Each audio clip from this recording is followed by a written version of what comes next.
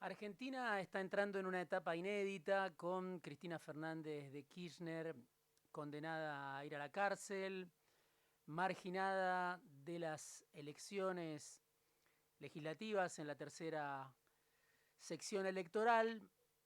Es parte de la guerra de poder que se libra en la Argentina desde hace muchos años, de una guerra de poder que asume una nueva forma con esta decisión de 3 jueces de la Corte Suprema de Justicia, una corte que está incompleta, que tiene desde hace tiempo 3 miembros: su presidente Horacio Rosati, Ricardo Lorenzetti, que fue durante muchos años el jefe del partido judicial, y Carlos Rosenkrantz, también fugaz presidente de la Corte Suprema de Justicia. Son 3 desconocidos para la gran mayoría de la población, pero acaban de decidir que la dirigente más popular de la oposición no puede presentarse a elecciones libres, tiene que ir a la cárcel, a prisión domiciliaria.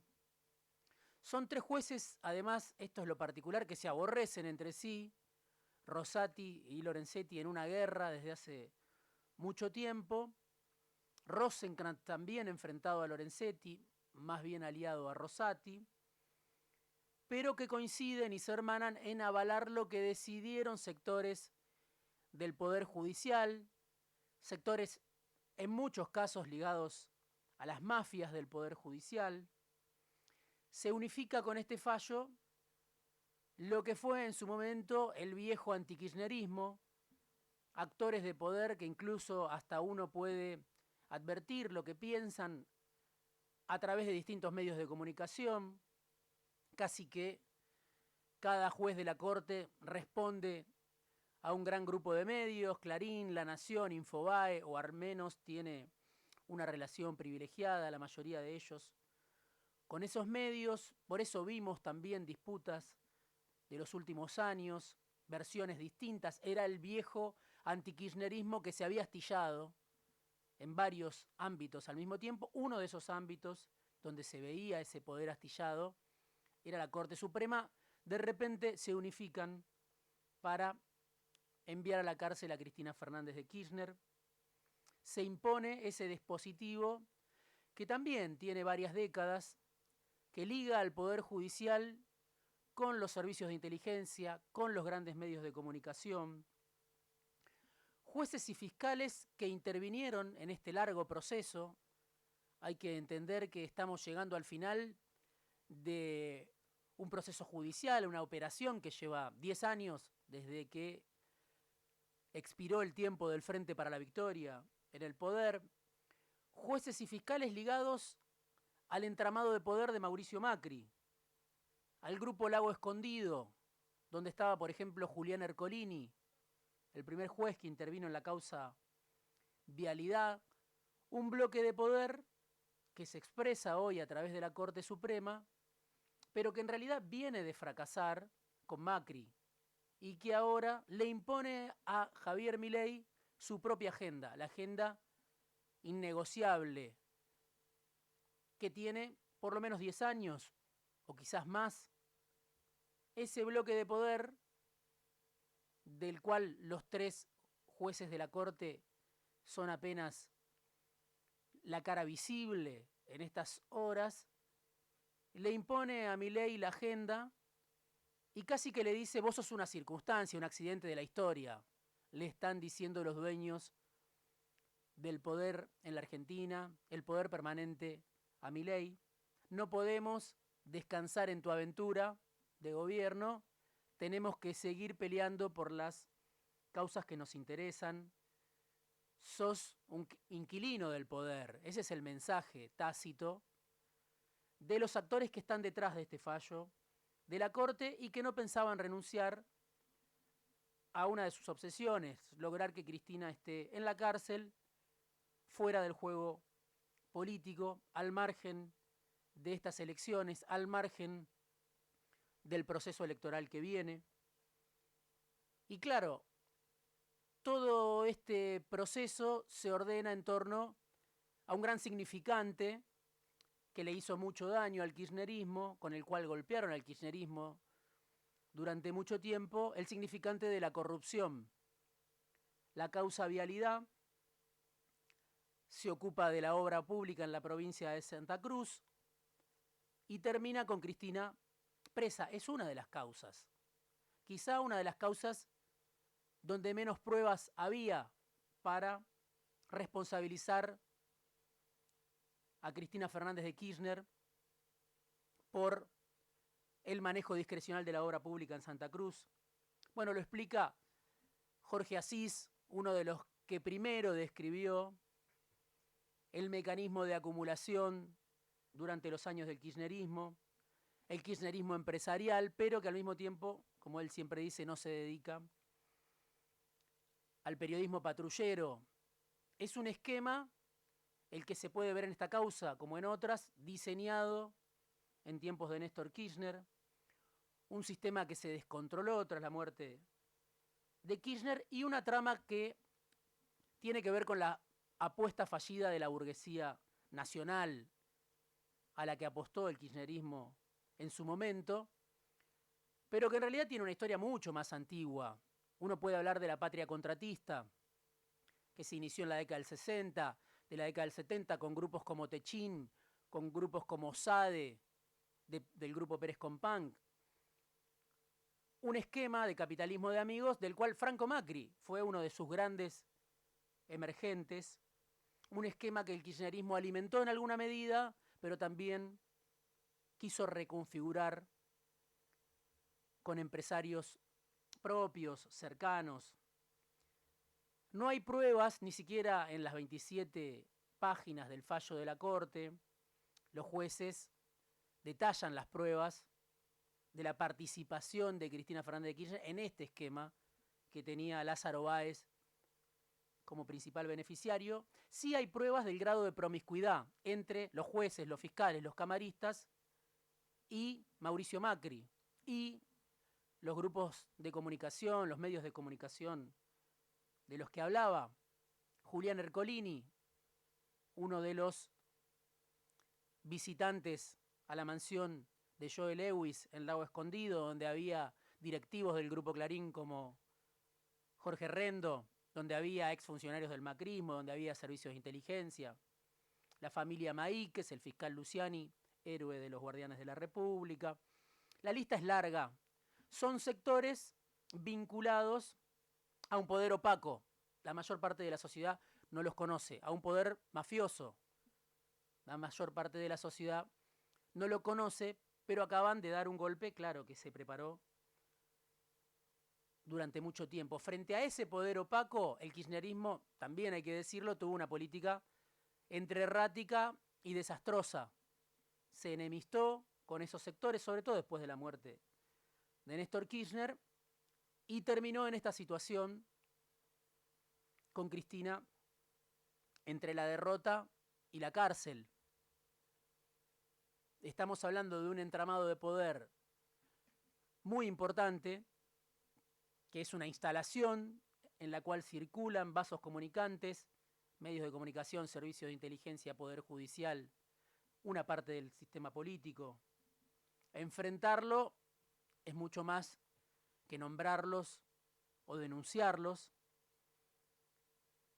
Y el kirchnerismo tuvo un enfrentamiento incluso con la Corte Suprema, con alguien como Rosati, que no participaba de este esquema inicialmente y que hoy termina avalando a este poder judicial que decide sacar del juego democrático a la dirigente más popular de la oposición en la Argentina.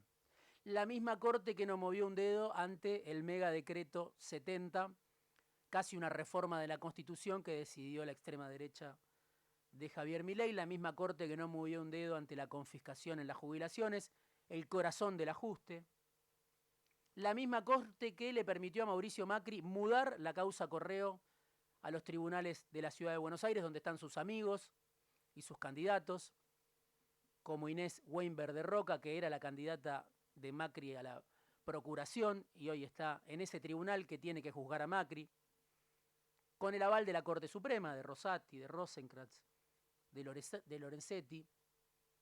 esa corte, casi una corte al servicio de un bloque de poder, una corte al servicio de sectores del poder económico, sí se mueve para mandar a Cristina a la cárcel y sacarla del juego de las elecciones libres.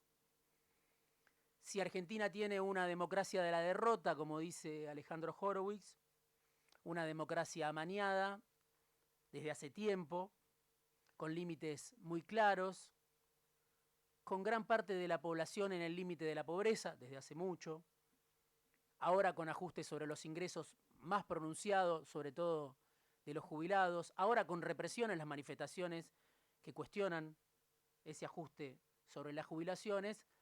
Si Argentina tiene un sistema excluyente en lo económico, bueno, ahora va también a un sistema excluyente en lo político, porque deja al margen a la dirigente más importante de las últimas décadas en la Argentina, por lo menos de los últimos 20 años. Muchos piensan que este es un error de los enemigos de Cristina.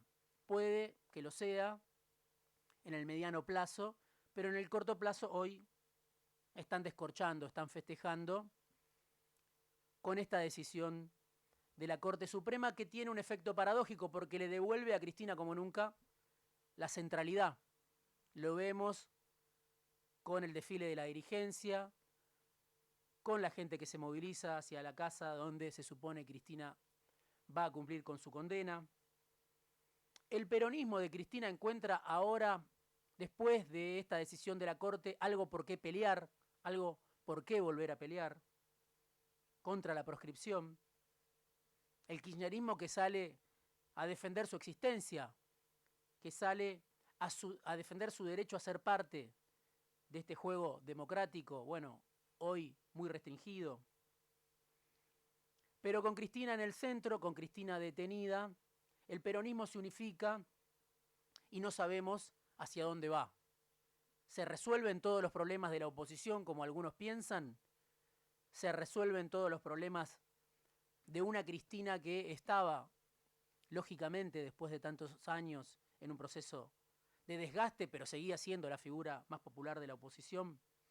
No sabemos, y no solo depende de lo que se decida entre cuatro paredes, entre cuatro dirigentes, sino que depende en parte de lo que hagan distintos sectores de la sociedad que hoy están enfrentando, en muchos casos, el ajuste de Milei, o están participando de reclamos como en el Hospital Garrahan contra el ajuste en la salud pública.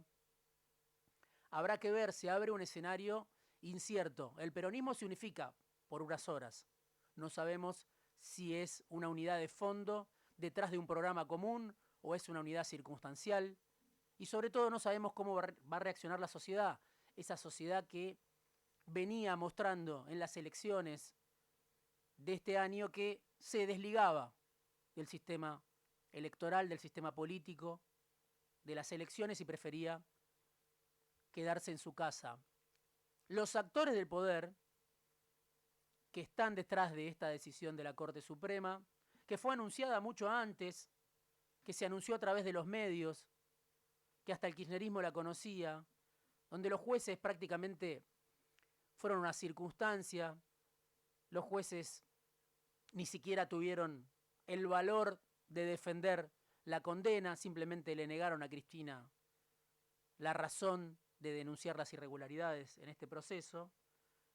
Los jueces probablemente sean, al final de todo esto, una anécdota, pero los actores de poder que están detrás de este fallo, que lo construyeron, lo amasaron durante una década, tienen una jugada complementaria. No es solo Cristina presa, es también diseñar un peronismo a imagen y semejanza de las pretensiones de ese poder permanente, del poder económico, algo que tampoco se inicia en este momento. Se intentó durante el gobierno de Macri también tener dos fuerzas que no se diferencien en nada en relación al modelo de país que ponen en práctica, donde la política sea una variante y la economía, el plan, el sistema económico, los privilegios sean indiscutidos